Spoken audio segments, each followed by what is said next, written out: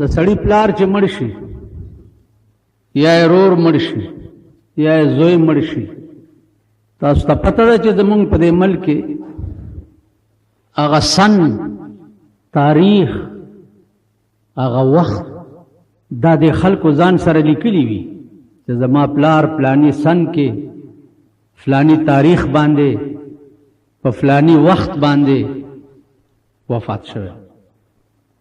دا څه ده که نه؟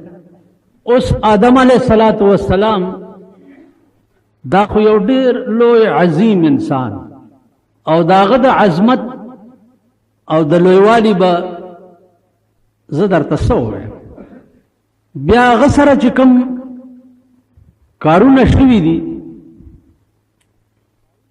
هغه دا نه وه چې دا آدم علیه السلام ته سزا وه، نه، هغه تعلیم و د قوم ته چې ولا تقربا هذه الشجرة، دې دانې ته نږدې نشئ او دې ونې ته نږدې نشئ.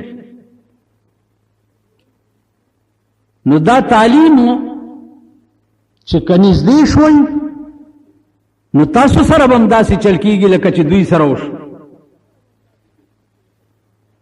د دې معنا دا نه وه چې آدم علیه السلام ته دا سزا وه. ما یو شعر ویلی و کہ یہ بھی کچھ اصرار تھا آدم جو نکلا خلد سے، دانا گندم تھا بہانا ماجرا کچھ اور ہے. بانا خود غنم دانا ہوا لیکن ماجرا سنورا ہوا، واقعہ سنورا ہوا. ادے قوم ته تعلیم چې خبردار چې د الله تعالی منې کړو شیزونو ته نږدې نشئ. که د الله منې کړو شیزونو ته نږدې شوئ نو که آدم غوندې انسان ما د جنت نه په بار کو نو تاسو هم کولی شئ. د دې وجې نه دې شیزونو ته عزیزانو سوچ پکار دی.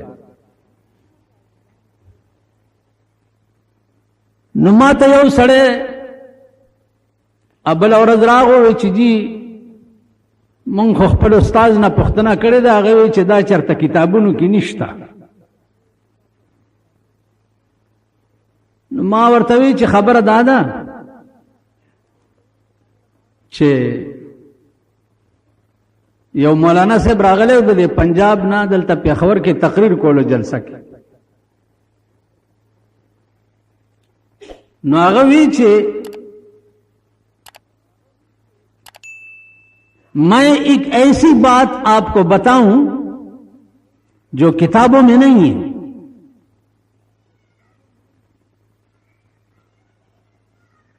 لیکن بغیر اس کے آپ نہ انسان بن سکتے ہیں اور نہ اللہ تعالی کا قرب حاصل کر سکتے ہیں. وہ کیا ہے؟ وہ آپ کا دلی لگاؤ ہے. اس دلی لگاؤ او د زړه هغه درد چې دی که نه دا کتابونو کې نشته،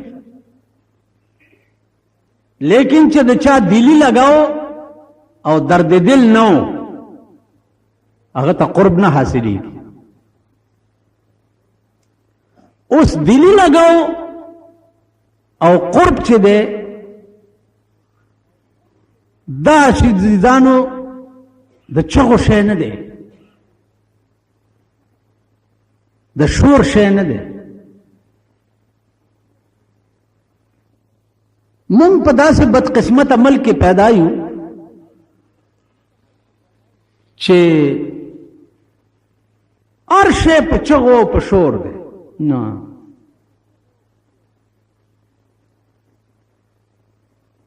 الله معشوق دی او ته عاشق دی. اللہ معشوق او جناب محمد رسول اللہ صلی اللہ علیہ وسلم عاشق ہو. بسا اوقات داسم شگی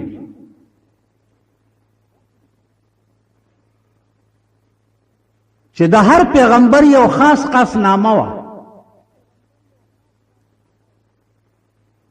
د رسول الله صلی الله علیه وسلم په ټولو نومونو کې یو نوم چې دی هغه حبیبم دی.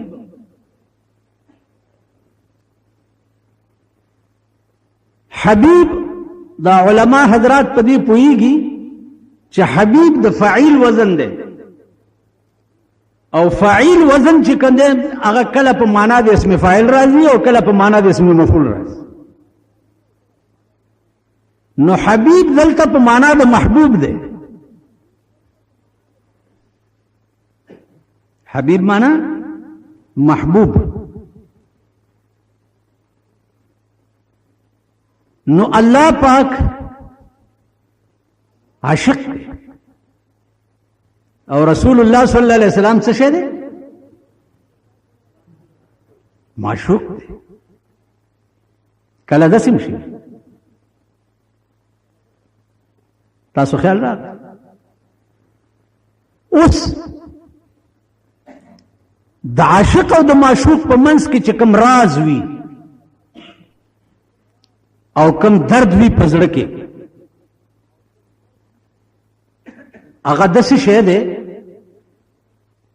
چې هغه کرامن کاتبین ملائکو ته هم پته نه. مولانا وایي چې میان عاشق و معشوق رمز است، میان عاشق و معشوق رمز است، کرامن کاتبین را هم خبر نیست. د عاشق او د معشوق په منځ کې یو داسې راز وي چې د کرامن کاتبین ملائکو ته هم پته نه لګي. ځکه چې کرامن کاتبین ملائکې خو هغه شی لیکي چې کوم ښکاره ته په ظاهر کې. اوس دننه په زړه کې هغه درد چې دی کرامن کاتبین ملائکو ته سب علیم بذات صدور خو د خدای خاصیت دی او خو د بنده خاصیت نه دی. اوس قرآن کې وګورئ د څوارلسو سورتونو په سر باندې حروف مقطعات راغلي دي. الف لام میم یاسین طه الف لام را وغیرہ وغیرہ. دا هغه حروف دي چې کله نه قرآن نازل دی تر نن پورې نه صحابه نه ائمه مجتهدین نه ائمه مفسرین نه علما د دې حروف په معنا تر اوسه پورې قادر شوي نه دي.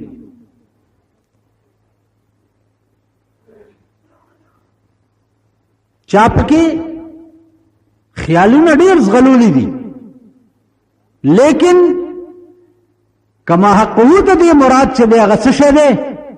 دا یو خصوصي رازو د الله او د جناب محمد رسول الله په منځ کې بل چاته پته نشته. لکه لنګ تاسو وګورئ تفسیر جلالین یو داسې کی تفسیر دی چې دا طالبان عام طور په درس کې وایي دا حروف چې چرته راشي وایي الله اعلم بمراده، الله ورسوله اعلم بمراده. خدای دې په مراد پوهیږي، خدای او رسول دې په مراد پوهیږي، بل چاته دې علم نشته. نو دا خصوصي رمز دی د الله او داغه د حبیب په منځ کې چې هیڅ چاته په علم نشته او هیڅوک په خبر نه. بل دا چې د عاشق سینه چې دا هغه په محبوب کور وي، ستا سینه کې به بل څوک نه وي، بل څوک به نه وي. مولانا روم نه چا تپوس وکړو هغه ورته دا ښکاره خبره ده بخدا کے سینہ امرا، بخدا کے سینہ امرا بشگاف جان برون کن، بخدا کے سینہ امرا بشگاف جان برون کن کہ درون خانے تو دیگر چکار دارد، بخدا کی سینہ امرا، بخدا قسم دا سینہ میں غشلوا او زړه میرا بہر کا، بیا میں زړه سیرے کا او دننه پکې وګورا کہ درون خانه تو دیگر چی کاردار ده. زما زړه خو ستا کور دی، نو ستا کور کې د بل چا څه کار دی؟ ستا زړه کې به د بل چا کور نه وي، ستا زړه کې به د خدای کور وي. بس یو بزرگ ته یو سړی راغی، وی جی ما ته داسې وظیفه وښایه چې زه په دریاب کې اوبو د پاسه ګرځم. داسې یو وظیفه راته وښایه. هغه ورته ویل دا خو اسانه خبره، اسې وایم تاسو هم دا بزرګان پیران میران ډېر منئ را منئ، کله داسې تجربه هم پې کوئ که نه. خبره پوه شوئ چې ورشئ ولا نو تجربه هم پې کوئ.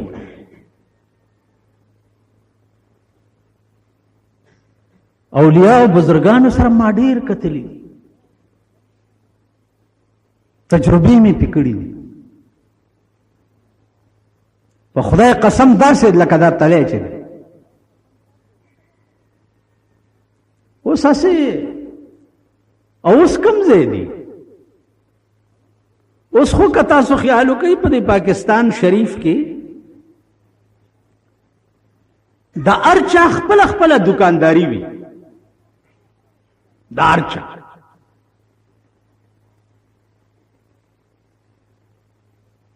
لیډرانو صاحبانو څوک आवाज وکړي را پاسي چرونو آیا 50 کاله خلکو غریبان ساتلی، که زما حکومت راغی نو د سپېږمونه به موږ روټۍ ټوپونه ووایي، داسې به ماړه کړ.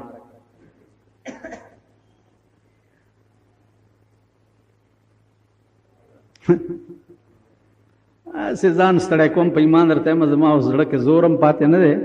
بله خبره رایاده شوه، یو سړی او ښځې ته به یې په کټ کې متیازې کولې.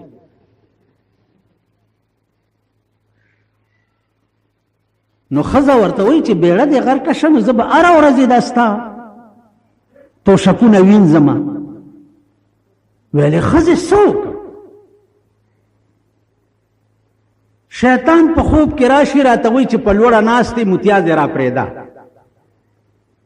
بچې زه را پرېږدم متیازې ختم شي چې ویښ شم په توشک مې کړي. نو څه وکړم؟ ښځې ورته ویل بس خبره خلاصه شوه. شیطان خو ابوالجن دی، د ټولو پیریانو پلار دی، لوی دولتمند سړی دی. مونږ خو د غریبۍ د وجې تباه شو. بېګا لکه راغی ورته وایه چې خدا که ټکی متیازې وکړم چې څو پورې دې سره کړي نه. د شپې چې په خوب کې ورته شیطان راغی چې هلکه په کټ کې په لوړه ناست دی او را پرېږده متیازې. دی ویل خدای راستي که ټکی وکړم. ویل ولې؟ ویل ماله سراک غریب یم. ویل راځه. بس یو کور ته یې بوتلی دی او په دیوال یې اړولی دی. ورته ویل دا د خزانه پرته ده، څادر ترې را ډک. بس پخوا خو به دا نغدې روپۍ وي، بس څادر کې دومره پنډو کې را تړلی دی. اوس چې په دیوال راخیږي د کور مالک پې راویښ شو. چې راویښ شو چې هله غل دی. اوس دی شیطان ته وایي څه وکړم؟ ویل لاس راکړه. شیطان چې وله لاس ورکو بیا ترې لاس خطا شو. چې بیا وله شیطان لاس ورکو لاندې نه د کور والاو د خپو نه ونیو چې غل میټینګ کو. شیطان ورته ویل هلکه په بل څه نه خلاصېږي. شیطان پاس راخ کو او کور والا لاندې راخ کو. ویل په بل څه نه خلاصېږي، غول پې وکړه. چې ډر شو، چې ډر شو ښځې ورته ویل پاسه کور دی وران شه، نور کله به دې متیازې کولې، نن دې پې غول هم وکړه. پې تاسو هغه یئ. ما په خبره پوه شوئ؟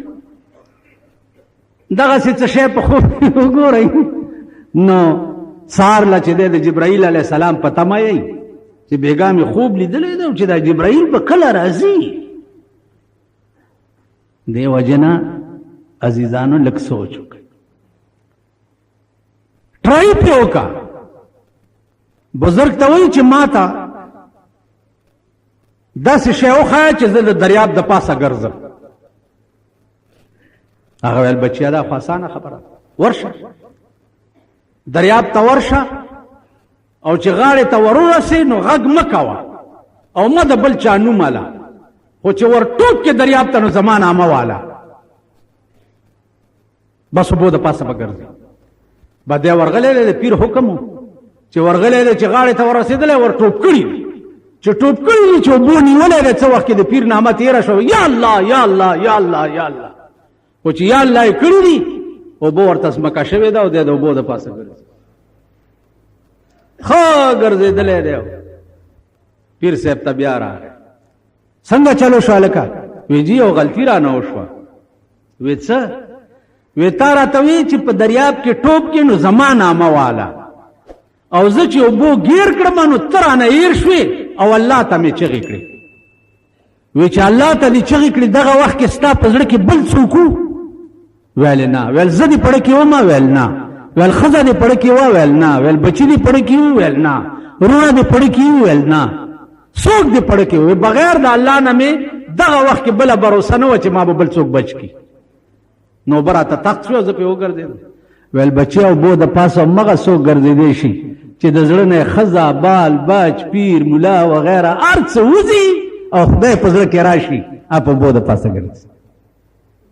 زما په خبره پوهېږئ؟ نو مولانا روم وایي چې بخدا کسی نہ امرا بشگاف جان برون کن که درون خانه تو دیگر چیکار دارد. زړه مې سیرک او دننه پکې وګوره، ای الله زما زړه خو ستا کور دی، نو ستا په کور کې د بل چا څه کار دی چې راشي. اوس هر کله چې ته عاشق شوې او الله معشوق شو نو ستا دا راز به چاته پته نه لګي، دا به پټي. اوس چې دا معشوق ته یادې نو چغې به نه وې، چغې به نه وې. که تاسو خیال وکړئ دا بعضې بزرګان صاحبان چې دي که نه په خپل هم کوي او مریدان یې په ځان دغه کړي، دنیا یې په مخه اخیستي صاحبه، کله سړک په مخه اخیستی، کله جومات په مخه اخیستی که نه.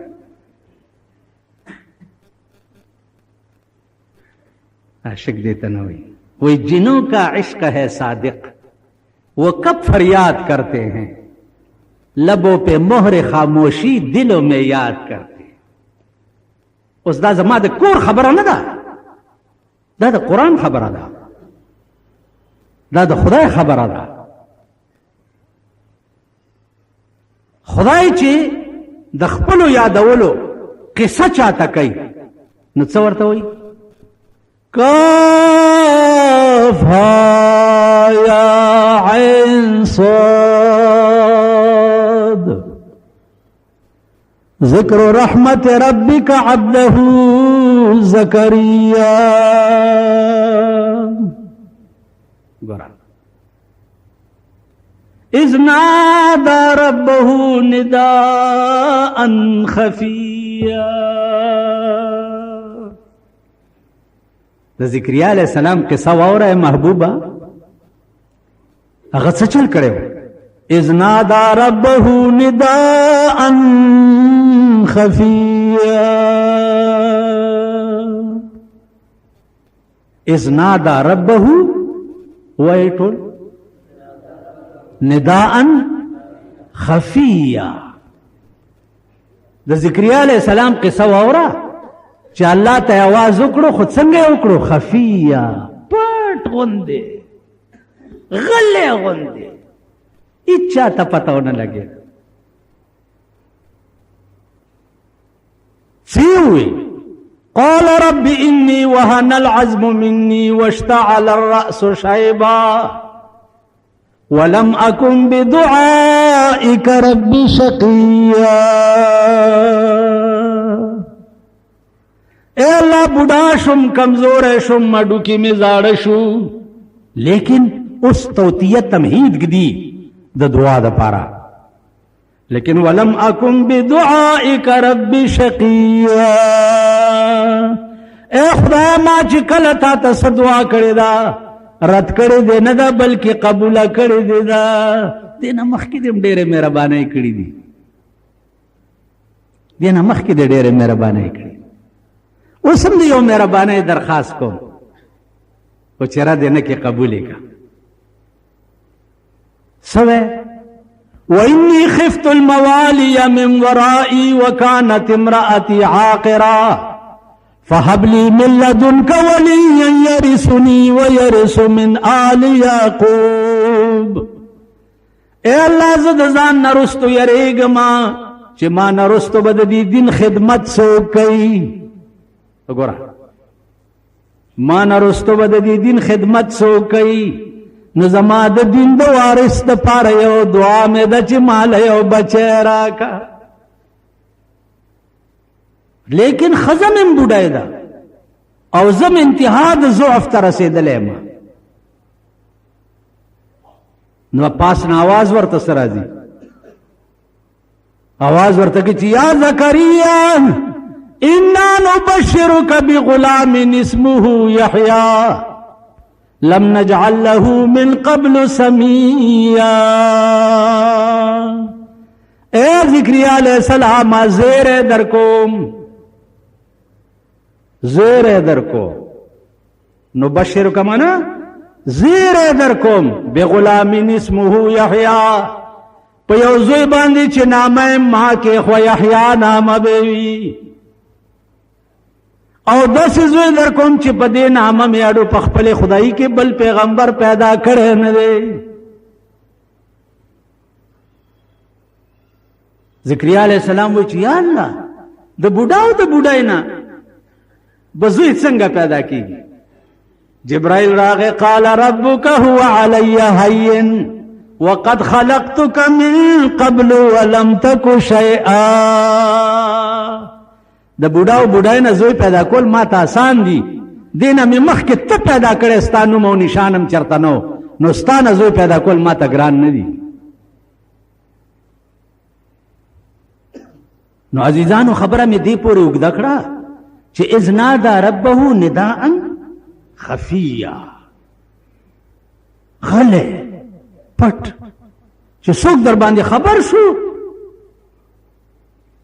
بیا ته عاشق نه یې، پکې پکې بدن ناړه خورې او چاته به پته نه لګي. پکې پکې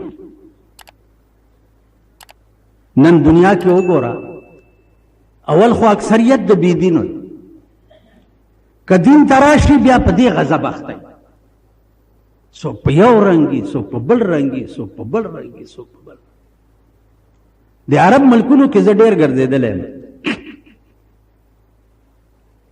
یو سوچ مې کولو چې دلته دا مذهبي انتشار ولې نشته. په یو نتیجه ورسېدم چې کوم ملک کې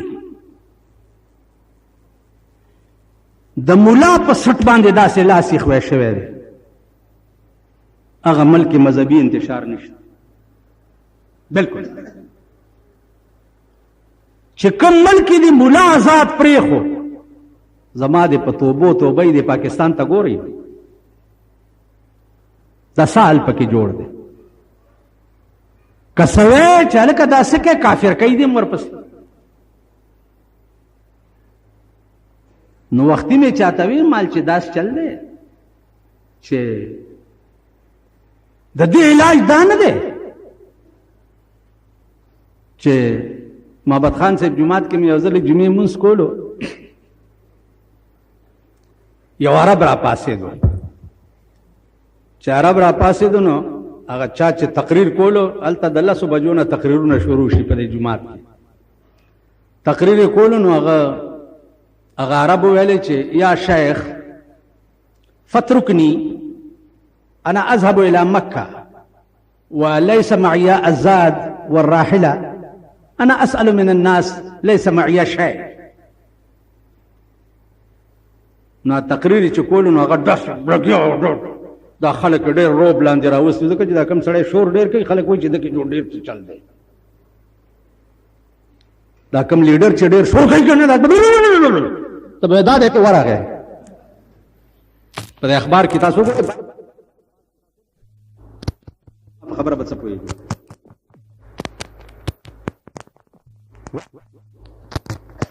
ټکی واورئ. الرحمن علم القرآن خلق الانسان علمه البیان. د بیان په ضمن کې علامه ثناء الله پانی پتی لیکلی دي چې کان آدم یتکلم ب7,000 لغه. آدم علیہ السلام به په 9,000 لغت باندې خبرې کولې. 9,000 لغت اغله ورتله. دغه وجه ده چې اولادم په مختلف لغتونو باندې پیدا دي، او هر 5 میله 10 میله چې د خپل ځای د اوسېدو نه بل طرف ته لاړ شي لغت بدل شي، هر 5 میله. او دا بالا معنی ده دې نه د رامداس ګیټ نه دننه ننوځه، بالا معنی کې به سړي ته وایي کېنه، چې رامداس نه دننه وځي هلته به واورې چې بیټ. صدر ته ورشې ګوراګان چې چېرته اوسېږي نو هلته به ورته سیټ ډاون، د یو کېنه ته کېنه، کښېنه، چینه، بیټ جا، بیګینه، یو ناستې ته د دومره لغتونه. او دا د هر چا ژبې دي. اوس میاں والی کې پنجاب کې تاسو ګورئ، مونږ نر څه ته وایو؟ ستاسو ټول نران یې که نه، خدای خبر یې که نه یې. خو نر هغې ته وایي چې د ښځې ضد وي. میاں والی کې نر خر ته وایي. یو 2 سړي په جنګ، یو سړی ورته ولاړو، چې ورته ولاړو د میاں والی وغه سړی بلې د مرۍ ونیو. ویل ولې؟ ما خو درته څه نه دي ویلي. ویل تا نر دې پتره ما ته ولې وي؟ نر خو زمونږ کلي کې خر ته وایي، تا ما ته وایي چې د خر زویه. اوس میړه ښځه وایي خاوند ته. پاړه چنار ته تاسو لږ